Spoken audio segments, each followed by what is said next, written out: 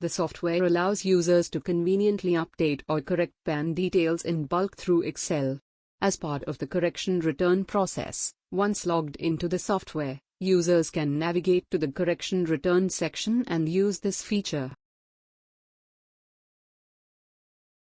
Under Correction Return, scroll down and find Modify Deductee PAN via Excel. Click on Excel Download. Click on Save to save the file on the machine. Open the downloaded Excel file and make the changes to be made.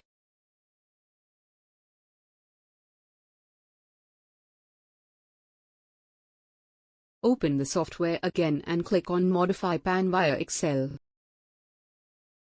One can download the Excel format and update the format of the file accordingly by clicking on Download Excel Format. Click on Import Data from Excel to upload the Excel file.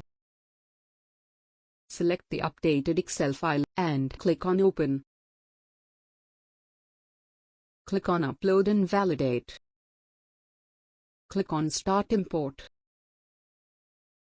The Excel will be imported successfully. Hope you found it useful. Thank you for watching.